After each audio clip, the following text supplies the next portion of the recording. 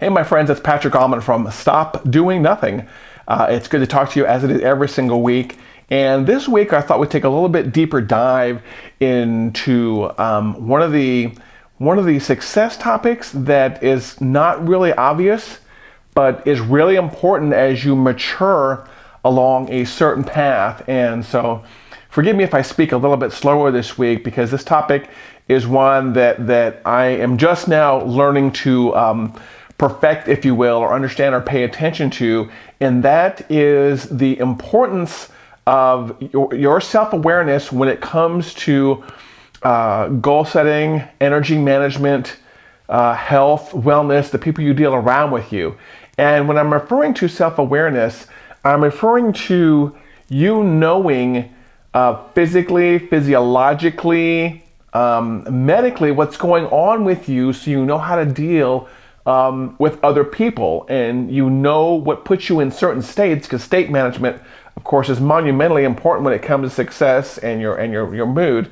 But oftentimes people don't pay attention to, or they kind of ignore their internal awareness or the self-awareness factor when it comes to things. And so what you end up doing when you do that, when you are not self-aware about certain factors, and we're going to cover those, when you're not self-aware of those, you're always kind of uncomfortable. You're always, doing things you don't want to do. You may not be saying things you want to be saying, or not using the words you want to say. You may be, working on tasks that you're just not good at, that you completely suck at. And by the way, we talked about that in a previous video, so please make sure you go watch that. So there's a couple of things that I want you to start paying attention to when it comes to self-awareness management. The first one is just when and where do you work best? You've heard, and it really can be just some simple things, as environment and when you wake up. We all know, or people say at least, that there's morning people and that there's afternoon people and there's evening people. And there are some people that work great at 3 o'clock in the morning, and there's some people that just, no matter what they do, cannot wake up until 10 o'clock in the morning and get their feet dragging. Know when you will work the best in those particular areas, and reschedule your work and reschedule your prime activities and your socializing around those. As you know, I'm a big fan of time blocking. You're setting up your day in 2-hour blocks or 4-hour blocks to get things done. And so if you start learning when your key energy is and when your peak energy is, you can start making sure that you do the important things like maybe meetings or sales calls or physical activity during those peak times. What I've learned is if you fight against that, if you try to do things at your off-peak times or your non-peak times, you're fighting a losing battle. There's just nothing you can do about it. And you may be trying to go to the gym, for example, at a time when you're not energetic, or you may be trying to give a public speech at a time when you're not energetic, or you may be trying to work on sales calls, and that's just not your prime time. So figure that out and reshift your life. And oftentimes I know you have no control over your schedule, and that's why I'm so happy to see us slowly move to a society that's not necessarily focused on the 8 to 5, because that really helps with state management and being self-awareness. I would also, something else in the world of self-awareness that I want you to pay attention to is the importance of your state and of the mood that you're in. And I know this may seem kind of weird because, Patrick, I'm always in a good mood or a bad mood. No, that's not necessarily true. There are times when you can just be sitting at your desk, for example, and you may be in a good mood or a bad mood, but you may be in a social mood, you may be in an antisocial mood, you may be in a frantic mood, you may be in a frustrated mood. When you're in a mood that doesn't lend itself to highest productivity or to the best communication, stop that activity right there, because you're going to suck at it. And there are times, when I'm sitting at my desk, for example, where I know that now's not the good time for me to write an email, or now's not the good time for me to sit here and try to accomplish a certain thing because I'm not in that state. I don't feel it. And I can't force myself to feel it. I can't force myself to feel energetic sometimes. Coffee sounds great, but coffee does not fix all problems.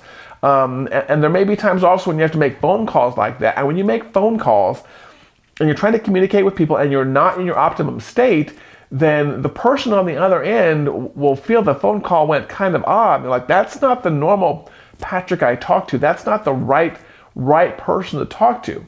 And another thing I want you to keep in mind when it comes to self-awareness is how you react when you're around certain people.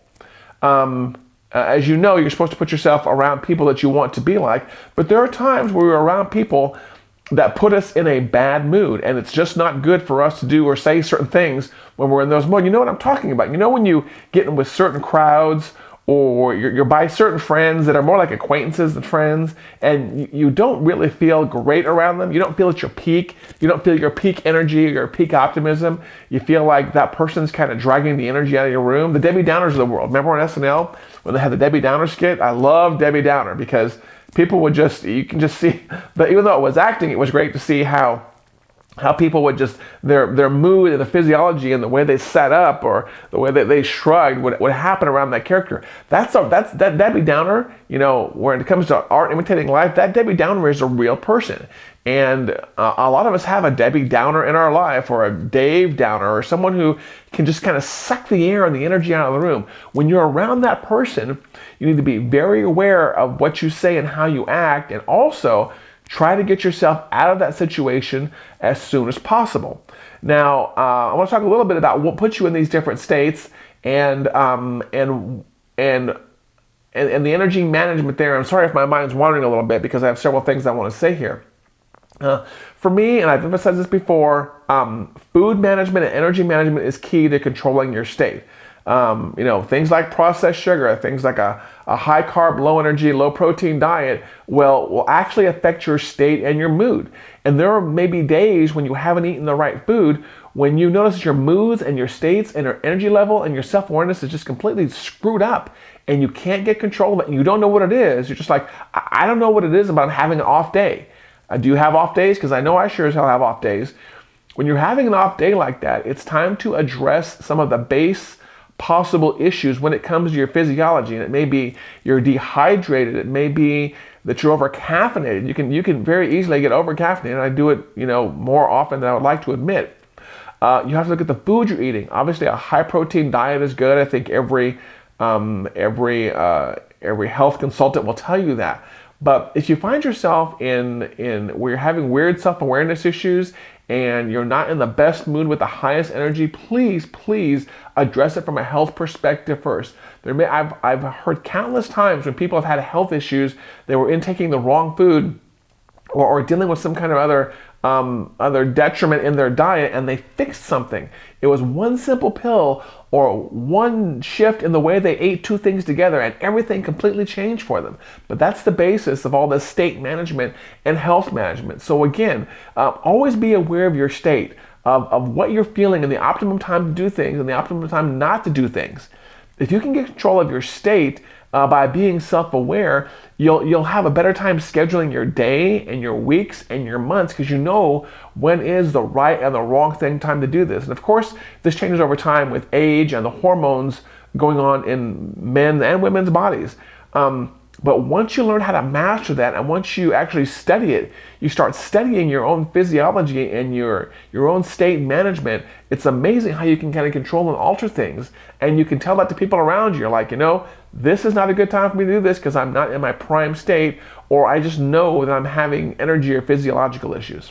So, I'm not an expert on this by any stretch of the imagination, but I do know these are some of the things I've learned over the years that have kind of helped me readjust my energy and where I put my focus on things, and even when I do things and when I schedule things on my calendar. So please get on top of this. I can't emphasize that enough. As always, thank you for watching. Subscribe all over social media and on YouTube, and give me a shout out if you happen to watch this all the way to the end, because it's absolutely amazing that you had that attention span enough to watch it all the way to the end.